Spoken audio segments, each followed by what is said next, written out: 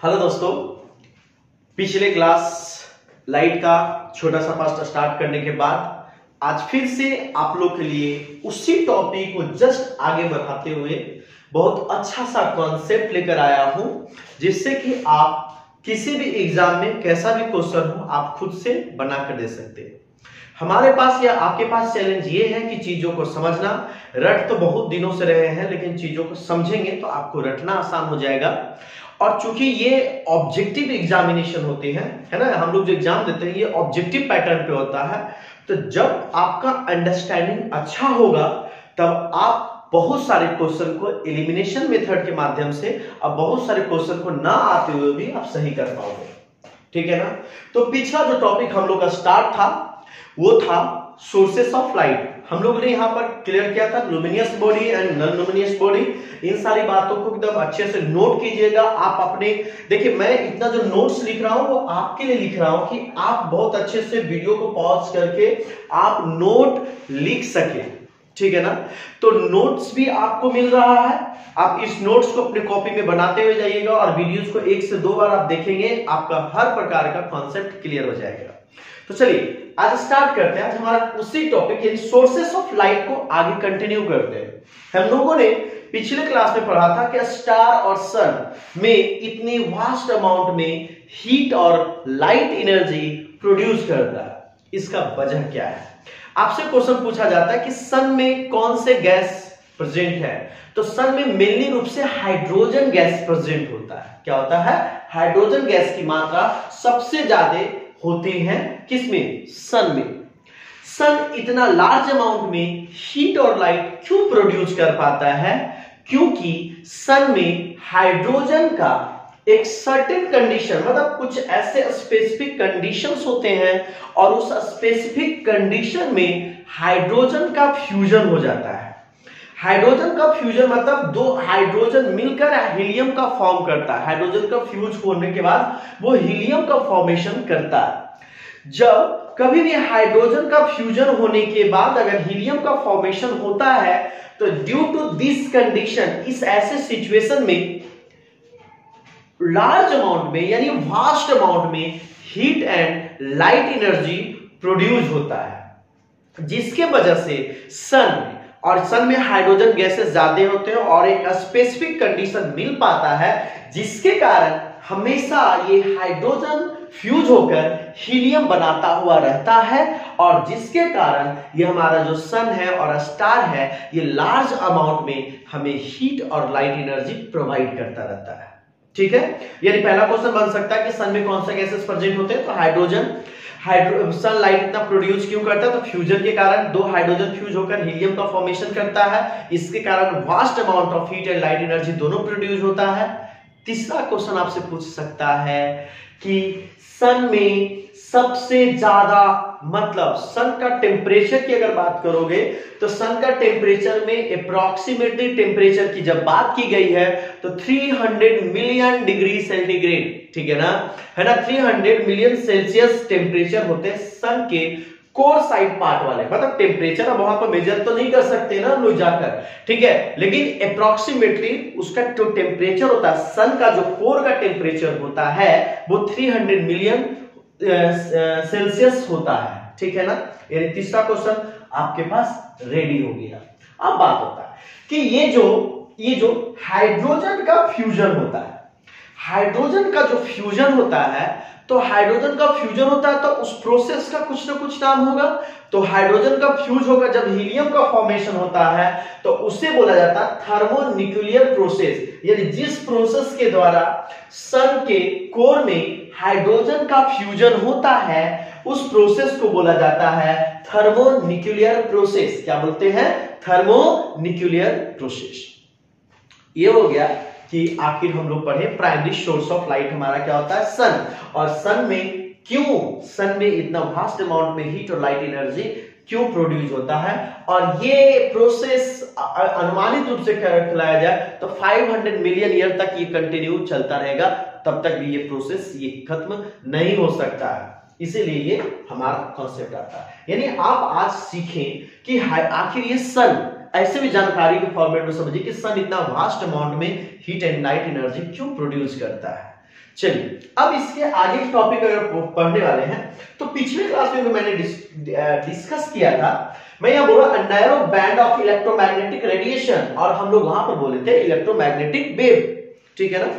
तो electromagnetic wave का जो वेवलेंथ होता है ना, अब ये पढ़ेंगे।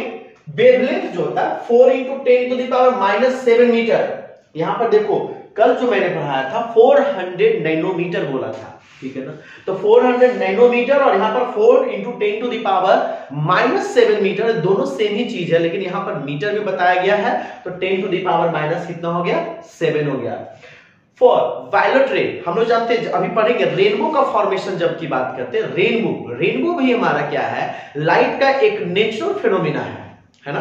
तो लाइट का नेचुरल फिनोमिना है, तो नेचुरल फिनोमिना रेनबो में क्या था, वायलेट से स्टार्ट होता है और रेड कलर पे वो क्या होता है, वो खत्म होता है। तो मतलब हमारा जब इलेक्ट्रोमैग्नेटिक रेडिएशन हो या इलेक्ट्रोमैग्नेटिक वेव की जब हम बात करेंगे तो बोला जाता है कि वायलेट जो रे होते हैं उसका जो वेवलेंथ होता है वो 4 × 10⁻⁻7, बहुत इंपॉर्टेंट क्वेश्चन, 4 × 10⁻⁻7 मीटर होता है। और जो रेड कलर होता है उसका जो वेवलेंथ वैरी करता है 7 × 10⁻⁷ मीटर होता है, ठीक है ना, for red constituents of visible light. और अगर इसी लिमिट्स में अगर रेंज ऑफ लाइट वेवलेंथ होगी तो वो विजिबल रेंज ऑफ लाइट बना पाएगा। तो आपके ऑप्शन में यही पूछ सकता है विजिबल लाइट के लिए हमारा वेवलेंथ क्या हो सकता है। यहां तक किसी को कोई बात में दिक्कत हो तो आप मैसेज करके पूछ सकते हैं। अब बात यह है ना कि आखिर ये लाइट की जो बातें हो रही हैं, इस लाइट की बातों को आगे फॉरवर्ड कैसे किया गया। तो आप लोग सभी जो लोग जानते हैं कि न्यूटन ने सबसे पहले पार्टिकुलेट नेचर ऑफ लाइट के बारे में प्रपोज किया, बताया। कौन सा theory, particulate nature of light बताया। जैसे बोला कि लाइट स्ट्रेट पाथ पे ट्रेवल करता है, ठीक है, स्ट्रेट पाथ पे। आप 8 क्लास में आप इसका एग्जांपल भी देखते हैं कि 3 कूट को अरेंज किया जाता है सेम साइज पे सेम होल करके और लाइट को पास करवाया जाता है, चला जाता है। अब लाइट का जो न्यूटन्स का थ्योरी ये आगे चलकर तो वेव थ्योरी भी आया, जैसे भी हम लोग पढ़ेंगे, ठीक है ना। पार्टिकुलेट नेचर ऑफ थ्योरी ये बताया। अब पार्टिकुलेट थ्योरी जब बताया तो क्रिश्चियन हाइगेंस प्रिंसिपल आया, वो वेव नेचर के बारे में डिस्कस कर दिया।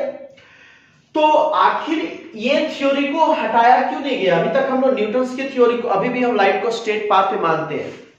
क्यों माना गया, क्योंकि लाइट का जो particulate theory nature of light की जब बात किया गया है, न्यूटन्स के थ्योरी से एक्सप्लेन करते हैं 2 फिनोमिना को। फिनोमिना मतलब होता है घटनाएं, परिघटनाएं, और वैसी परिघटनाएं जो नेचुरली हो, ठीक है ना। अब बताओ रिफ्लेक्शन ऑफ लाइट, देखो न्यूटन्स का जो पार्टिकुलेट नेचर ऑफ लाइट का जो थ्योरी दिया गया है, वो थ्योरी के माध्यम से हम 2 फिनोमिना को पढ़ते हैं। पहला रिफ्लेक्शन ऑफ लाइट, दूसरा रिफ्रैक्शन ऑफ लाइट। यहां से भी क्वेश्चन बनेंगे, बहुत अच्छे क्वेश्चन बनेंगे। और रिफ्लेक्शन और रिफ्रैक्शन पे तो बहुत सारा लॉजिकली बात हम लोग करने वाले हैं, ठीक है ना। तो यहां पर ये दोनों जो फिनोमेना डिस्कस किससे किया गया, particular theory of light, Newton's का थ्योरी का भी इंपॉर्टेंस। फिर बोलता है अल्बर्ट आइंस्टीन ने इसी थ्योरी को यूज किया था और फोटो इलेक्ट्रिक इफेक्ट को एक्सप्लेन किया था। यानी अल्बर्ट आइंस्टीन जो था न्यूटन्स के इसी पार्टिकुलर थ्योरी को यूज कर, ठीक है ना, वो फोटो इलेक्ट्रिक इफेक्ट को एक्सप्लेन किया था। तो न्यूटन्स थ्योरी का यहां तक आप कॉन्सेप्ट को समझ पा रहे हैं। इसके बाद साइंटिस्ट आया, बोला क्रिश्चियन हाइगेंस, वो बोला कि लाइट जो है ना वेव के नेचर में चलता है, और लाइट जो वेव के नेचर में चलता है वो अच्छे से एक्सप्लेन किया कि लाइट जैसे अगर हम एक रूम में एक पानी भरते हैं, वो हाइगेंस ने आके बोला कि एक रूम में अगर हम पानी भरते हैं तो पानी तो हम एक खिड़की से पानी अगर आ रहा है तो खिड़की से सीधे डायरेक्शन में जाना चाहिए, लेकिन वो पानी खिड़की के सीधे डायरेक्शन में जाता है, वो पहले फैल जाता है, ठीक है ना। तो वो इसी माध्यम से समझाया कि जब एक रूम में एक छोटा सा भी होल होता है तो उस होल से तो स्ट्रेट लाइट दिखाई देता है, लेकिन पूरे रूम लाइट फैल जाता है ना। तो वो हाइगेंस ने आकर बताया कि नहीं, लाइट जो है ना वो पार्टिकुलेट से नहीं है, वेव से चलता है। और ये इसके बारे में और भी डिटेल्स बताया कि ये वेव भी कैसा नेचर का, तो बोला ट्रांसवर्स वेव। क्वेश्चन है कि लाइट ट्रेवल जो करता है तो कौन से वेव से चलता है, ट्रांसवर्स वेव से ये ट्रेवल करता है। ठीक है, पॉइंट नोट करने वाली बात है। अब इसका थ्योरी, ये कैसे थ्योरी को आप अपने अच्छे तरीके, अच्छा पहले कोई थ्योरी आता है तो इतना आसान और इजी भाषा में हम लोग उसको एक्सेप्ट नहीं करते। हम लोग को उस थ्योरी को एक्सेप्ट करने के लिए बहुत सारे मेजरमेंट और बहुत सारे मापदंड लगाया जाता है। तो पहले तो एक्सेप्ट नहीं किया गया, लेकिन ये डिफरेंट माध्यम से अपने थ्योरी को समझाया। जैसे diffraction of light. Diffraction of light, अगर हम न्यूटन्स की बात करेंगे तो न्यूटन्स की थ्योरी की अगर बात करते हैं कि लाइट अगर किसी सरफेस पे टकराता है तो वो बोला कि लाइट बाउंस बैक आ जाता है। ठीक है ना, किसी सरफेस से टकराकर वो वापस आ जाता है, तो वापस आ जाएगा तो वो आगे नहीं जा पाएगा। तो डिफ्रैक्शन ऑफ लाइट बोला गया कि अगर बीम ऑफ लाइट, हम लोग पढ़ेंगे बीम ऑफ लाइट क्या होता है, अगर बीम ऑफ लाइट जा रहा हो और उसके उस बीम ऑफ लाइट के बीच में एक बहुत ही छोटा स्मॉल अमाउंट में ऑपेक मटेरियल आ गया, मतलब छोटा सा अपारदर्शी वस्तु आ गया, तो लाइट क्या करता है, अपने पाथ से बेंड कर जाता है। लाइट क्या करता है, अपने पाथ से बेंड कर जाता है। लाइट जब अपने पाथ से बेंड करता है यानी वो डाइवर्ट कर गया, तो इसी फिनोमेना को बोलते हैं कि जब बीम ऑफ लाइट जा रहा हो और उसके बीच में अगर कोई ओपेक मटेरियल आ जाता हो तो लाइट अपने पाथ से डेविएट कर जाता है, और इस डेविएट करने का जो फिनोमेना है इसे बोला गया डिफ्रैक्शन ऑफ लाइट। यानी हम लोग उसको क्या बोलेंगे, डिफ्रैक्शन ऑफ लाइट। यानी हाइगन्स का जो वेव थ्योरी उससे क्या पहला एक्सप्लेनेशन थ्योरी आया, diffraction of light, interference and polarisation of light. इन सारे चीजों को यहां पे डिस्कशन किया गया।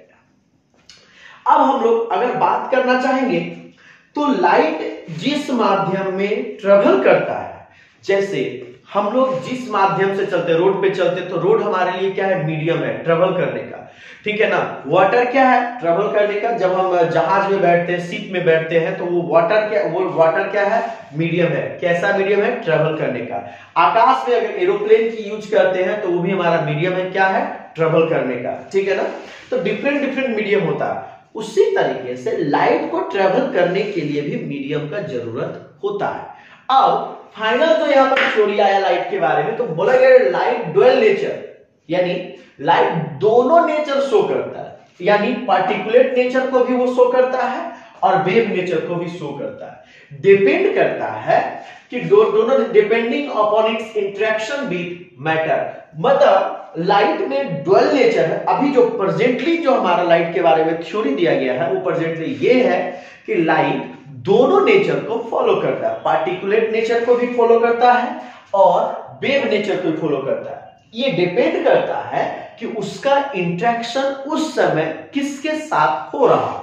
ठीक है ना, अगर वो पार्टिकल के साथ हो रहा है तो पार्टिकल के फॉर्मेट में वो आगे बढ़ जाएगा, और अगर वेव का फॉर्मेशन हो तो वेव के आगे बढ़ जाएगा। और डुअल नेचर को जो थ्योरी प्रपोज किया गया है डी ब्रोगली के द्वारा, ये बहुत इंपॉर्टेंट क्वेश्चन है क्योंकि ये बहुत इंपॉर्टेंट थ्योरी भी है और ये लेटेस्ट में सबसे फाइनलाइज थ्योरी है। तो डी ब्रोगली के द्वारा लाइट के बारे में डुअल नेचर को डिस्कस किया गया है। ठीक है, आई होप इतना में आप लोगों को कोई दिक्कत नहीं होगा। लेकिन जब इसके आगे पढ़ेंगे तो हम लाइट की मीडियम की बात कर रहे थे, तो लाइट में मीडियम की जब हम बात करते हैं तो वैसा मीडियम जिसके थ्रू लाइट ट्रेवल कर सकता हो उसे हम लोग बोलते हैं मीडियम, यानी हम लोग उसको नाम देंगे ऑप्टिकल मीडियम। अगर ऑप्टिक्स पढ़ रहे हैं तो ऑप्टिकल मीडियम हो जाएगा। जैसे एयर और वैक्यूम हमारा क्या है, ऑप्टिकल मीडियम है, बहुत ही अच्छा ऑप्टिकल मीडियम है। एयर और वैक्यूम में लाइट हमारा बहुत आसान और इजी वे में ट्रेवल कर सकता है। लाइट की वेलोसिटी की जब बात करते हैं तो 3 × 10⁸ मीटर पर सेकेंड, यानी वेलोसिटी ऑफ लाइट होता है 3 × 10⁸ मीटर पर सेकेंड। अगर लाइट जो होता है 1 सेकेंड में 3 × 10⁸ मीटर डिस्टेंस को कवर कर सकता है। ये जो वैल्यू रखा गया है ये एयर और वैक्यूम दोनों में अप्रॉक्सीमेटली सेम ही होता है। अब हम लोग बात करेंगे ऑप्टिकल मीडियम की बात करेंगे, तो मीडियम भी बहुत प्रकार के होते हैं। जैसे एक होता है यूनिफॉर्म यानी होमोजीनियस मीडियम, एक होता है हेट्रोजीनियस मीडियम। यानी वैसा ऑप्टिकल मीडियम, इसका मतलब ये हो गया कि वैसा माध्यम जिसमें लाइट सभी जगहों पे एक समान ट्रेवल करता हो, है ना, तो उसको हम लोग क्या बोलेंगे, यूनिफॉर्म यानी होमोजीनियस ऑप्टिकल मीडियम बोलेंगे। जैसे एयर में अप्रोक्सीमेटली सभी जगह का एयर एक मीडियम है। कैसा मीडियम है, लाइट को ट्रेवल करवाने का। लेकिन आप एयर में सभी जगह, जैसे इस रूम में अगर मैं बात करूं तो इस रूम में एयर का कॉन्स्टिट्यूएंट्स जो है ना सभी जगह यूनिफॉर्मली है, तो ये रूम जो है यानी एयर जो है वो होमोजीनियस ऑप्टिकल मीडियम है। कुछ ऐसे होते हैं मडी वाटर का अपर पार्ट क्या होता है, बिल्कुल प्योर होता है, और उसके लोअर पार्ट जो होता है वो ज्यादा डस्टी होता है। तो वहां पर लाइट का ट्रेवल करने का जो पोजीशंस होते हैं वो अलग अलग होते हैं, वो क्या हो जाते हैं, अलग अलग। उसको हम लोग क्या बोलेंगे, हेट्रोजीनियस ऑप्टिकल मीडियम बोलेंगे। यहां तक अगर किसी को कोई भी